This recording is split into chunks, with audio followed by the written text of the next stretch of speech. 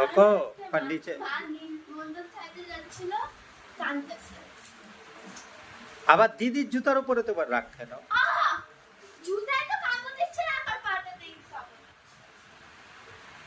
তোমার জুতা আসবে তো, তোমারটা অর্ডার দিছি তো।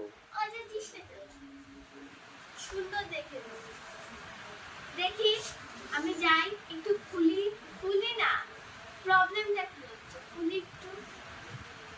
তোমার জুতাও আসবে। আরে বাবা,